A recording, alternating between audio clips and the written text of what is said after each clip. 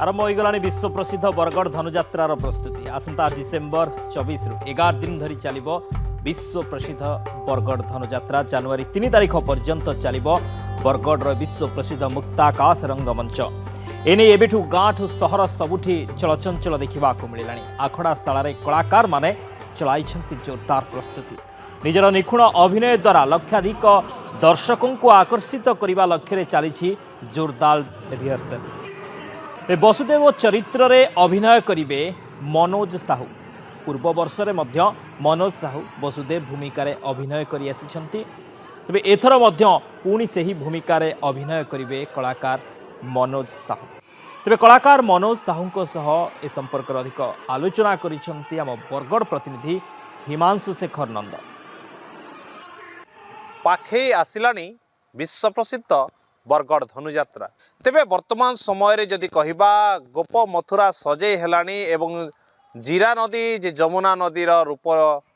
पाई सारानी एबे गोटे सुंदर मुहूर्त देखा मिलूची लोकों भितर जो व्यग्रता थिला गोटे वर्षर अपेक्षार अंत घटी एवं आखिरु लोतक झरी पड़ुए से बोली दृश्य गुड़िक जी अभिनय करते विगत वर्ष गुड़िक अभिनय करते एवं ए वर्ष चयन प्रक्रिया सामिल से एथर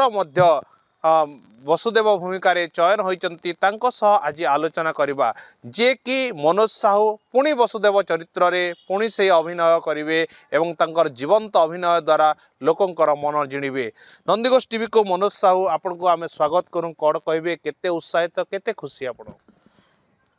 नंदीघोष टीवी समस्त अगणित दर्शक दर्शिका समस्त को मोर शुभेच्छा एवं शुभकामना जनाऊँगी। आज्ञा काण कहबे कारण विगत दिन में आपण विश्व प्रसिद्ध बरगढ़ धनुयात्रा जेन रही से आपण अभिनय कर सारी एवं एथर आपण अभिनय कर गोटे भूमिका से वसुदेव चरित्र रे तेबे एथर किछि नूतनत्व रहिबो कि केउ भली आपणकर भावभंगी रहिबो केउ भली आपणकर अभिनय रहिबो। देखंतो 2022 मसीह रे जेतेबेले बरगढ़ विश्व प्रसिद्ध धनुयात्रार ए वसुदेव चरित्र रे अभिनय करबार सुजोग पाइथिले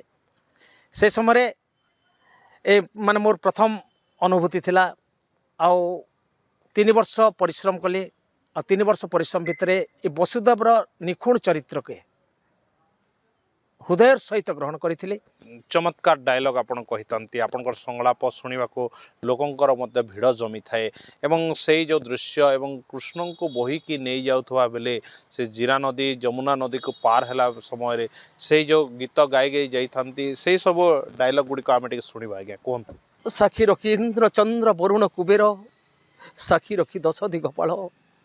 साखी रखी 33 कोटी देवता संख्या टेकी पानी करिछि शपथ मोरी ओर सुजात देवकीर गर्भजात संतान को अर्पण करी मु भ्राता कंसंकर हस्ते आ विधिर विधान को करी मु पालन गोटी गोटी करी पुत्र टाणी नेले मोरी हस्तर बेनी नयन रे देखिनी पुत्रर विवत्स निधन सतधा विदीर्ण मोर सर्वांग शरीर से संतान जन्म है शुणी वीर कंसासुर चुटी आसी रुद्ध कारागार मध्य टाणी नहीं पुड़ी कोचाड़ी मारिब से दर्पण शिकाले आजानुलंबित बाहु घन कृष्ण वर्ण आकर्ण लोचना पुणी उज्ज्वल ललाट किए किए तुम मोर अष्टम पुत्र रूप हो जन्म तमें कौन मोर से शंख चक्र गदा पद्मधारी विष्णु हरिमय भूमंडल